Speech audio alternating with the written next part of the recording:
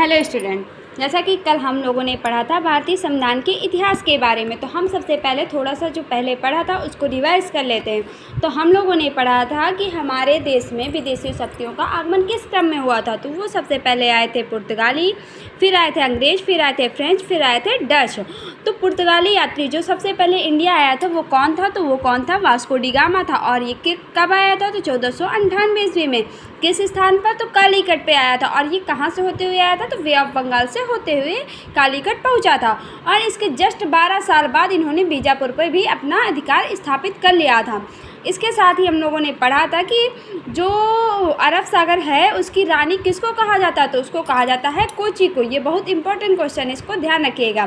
फिर हम लोगों ने पढ़ा था कि प्लासी की लड़ाई जो हुई थी वो किसके बीच हुई थी? तो वो हुई थी बंगाल के नवाब सिराजुद्दौला और अंग्रेज़ों के बीच। और इसमें हमने पढ़ा था कि उस टाइम पे अंग्रेज़ों को कौन लीड कर रहा था? तो वो लीड कर रहा था लॉर्ड क्लाइव। और इस युद्ध में किसकी हार हुई थी ये भी याद रखना। तो ये उसमें हार हुई थी सिराजुद्दौला की। और सिराजुद्दौला को उस टाइम पे सेनापति कौन था? तो वो था मीर जाफ़र। और प्लासी के युद्ध को और क्या कहा जाता? तो उसे छद्म युद्ध की भी संज्ञा दी गई थी। अब इसके साथ हम आगे बढ़ते हैं।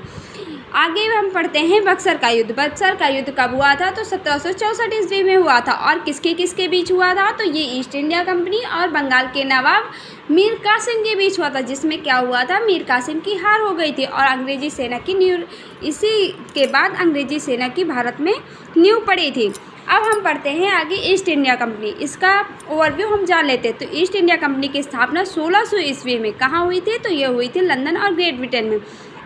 आपसे पूछा जाएगा कि ईस्ट इंडिया कंपनी की स्थापना कब हुई? तो कब हुई? 1600 ईस्वी में। कहाँ हुई? लंदन और ग्रेट ब्रिटेन में। अब हम एक चीज़ नोट करके लिखिएगा कि लंदन में ईस्ट इंडिया कंपनी की स्थापना के समय दिल्ली का शासक कौन था? तो कौन था? अकबर था।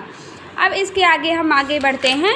अब हम आते हैं भारतीय संविधान की ओर। तो सबसे पहले हम स्टार्ट करेंगे रेगुलेटिंग अधिनियम। ये कब आया था? तो ये आया था 1773 ईस्वी में। इसकी विशेषता क्या थी?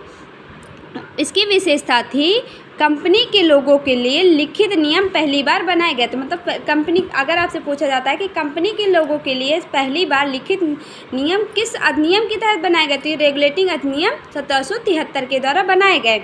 और इसी अधिनियम के द्वारा 1774 ईस्वी में भारत में प्रथम सर्वोच्च न्यायालय की स्थापना की गई। और वो कहाँ की गई? तो वो की गई कलकत्ता में, याद रखिएगा।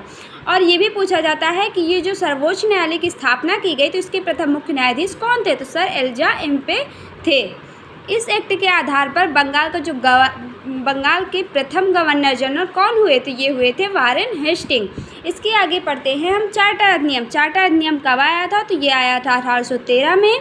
इसकी विशेषता क्या थी? तो ईस्ट इंडिया कंपनी के सभी एकाधिकार जो हुए थे उनको समाप्त कर दिया गया था। लेकिन इसके जो चीन के साथ व्यापार और भारत के साथ चाय के व्यापार पर इसका एकाधिकार स्थापित था। बाकी जो एकाधिकार की बात करते थे, तो एकाधिकार मतलब होता है कि हम जैसे